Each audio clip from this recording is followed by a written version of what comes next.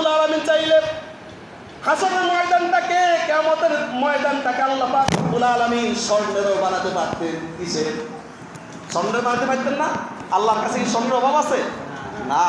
আল্লাহ চাইলে স্বর্ণেরও বানাতে পারতেন, আল্লাহ চাইলে রূপারও বানাতে পারতেন, আল্লাহ চাইলে কাজ দিয়েও কিয়ামতের ময়দানটাকে বানাতে পারতেন। কিন্তু আল্লাহ পাক রব্বুল আলামিন কিয়ামতের ময়দানটাকে তামা দিয়ে বানালেন। কি দিয়ে? তামা দিয়ে। তামার এমন একটা গুণ বিশেষ, স্বর্ণেরও সেই গুণটা নাই, লোহারও সেই গুণটা নাই। আল্লাহ চাইলে লোহা দিয়েও কিয়ামতের ময়দানটাকে বানাতে পারতেন, হাসরের ময়দানটাকে বানাতে পারতেন, কিন্তু না, আল্লাহ পাক রব্বুল আলামিন তামা দিয়ে বানালেন কিয়ামতের ময়দান। কেন তামা দিয়ে বানালেন? আল্লাহ পাক রব্বুল আলামিন বলেন, তামার এমন একটা গুণ, ওই তামা আপনি এক পাশ যদি গরম করেন তাহলে সঙ্গে সঙ্গে আরেক পাশে গরম হয়ে যাবে। এত হিট তামা। লোহা যদি আপনি একদিক গরম করেন, অপর দিক আপনি হাত দিয়ে ধরে রাখতে পারবেন, অপর দিক গরম হবে না। আপনি যদি স্বর্ণ একদিক গরম করেন আর একদিক গরম হবে না, আপনি হাত দিয়ে ধরে রাখতে পারবেন। এইভাবে করে রূপাও যদি আপনি একদিক গরম করেন আর একদিক আপনার ঠান্ডা থাকবে, আপনি হাত দিয়ে ধরে রাখতে পারবেন।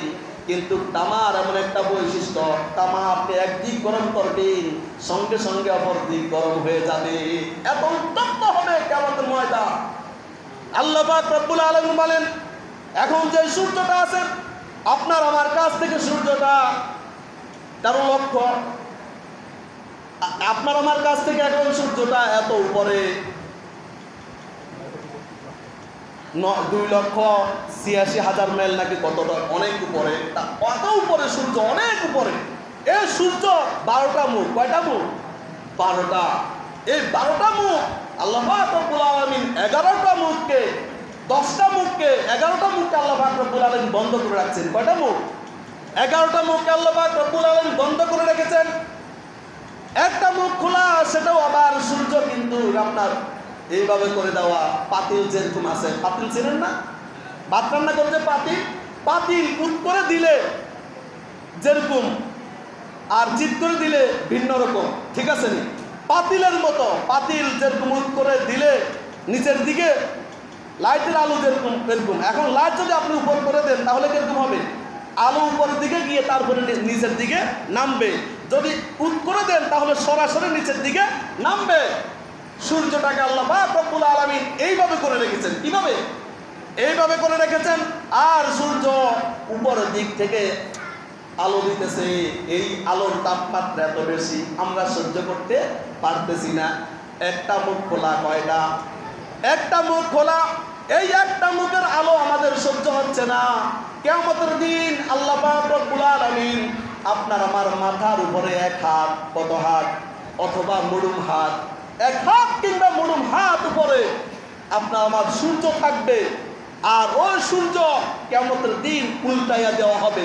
এখন চিৎ করে দেওয়া, ওই সময় উৎ করে দেওয়া হবে, আর 12টা মুখই খুলে দেওয়া হবে। নাউযুবিল্লাহ। ওই যদি 12টা মুখ খুলে দেয় তাহলে আপনার আমার কি উপায় হবে, কি অবস্থা হবে? আল্লাহ পাক রব্বুল আলামিন বলেন, আরশের নিচের ছায়া ছাড়া কিয়ামতের দিন আর কোনো ছায়া থাকবে না, আর কোনো ছায়া থাকবে না। কোন ছায়া থাকবে? আল্লাহর আরশের ছায়া ছাড়া আর কোনো ছায়া ওই দিন থাকবে না। তাহলে এই আরশের নিচে আল্লাহ পাক রব্বুল আলামিন 7 শ্রেণীর লোককে স্থান দিবেন। কয় শ্রেণীর লোক? 7 শ্রেণীর লোককে আল্লাহ পাক রব্বুল আলামিন আরশের নিচে স্থান দিবেন। তার মধ্যে এক নাম্বার হচ্ছে ন্যায়পরায়ণ বাদশা। ন্যায়পরায়ণ বাদশা, যিনি জমিনের মধ্যে ইনসাফ ভিত্তিক রাষ্ট্র পরিচালনা করেছেন। এদিকে করেন না, ওইদিকে করেন নাই, ওই রকম বাদশাকে কিয়ামতের দিন আল্লাহ পাক রব্বুল আলামিন নিজের আরশের নিচে ছায়া দিবেন। সুবহানাল্লাহ। বাদশা এরকম আছে নাকি? বর্তমানে এরকম বাদশা আছে নাকি? না, অসম্ভব ব্যাপার। কবি থাকলেও আল্লাহ আল্লাহু আলিমুল গায়ব, আল্লাহ ভালো জানেন। আমার জানা মতো, আমাদের জানা মতো নাই। কারণ আমাদের যেই চোখ, আমাদের যেই আমল, ওই অনুসারে বলতেছি আর কি। আমাদের জানা মতো ওইরকম ন্যায়পরায়ণ বাদশা বর্তমানে থাকলেও খুবই কম। আল্লাহ পাক রব্বুল আলামিন বলেন, ন্যায়পরায়ণ বাদশা যিনি, তিনাকে কিয়ামতের দিন আল্লাহর আরশের নিচে কি দিবেন? ছায়া দিবেন। ন্যায়পরায়ণ বাদশা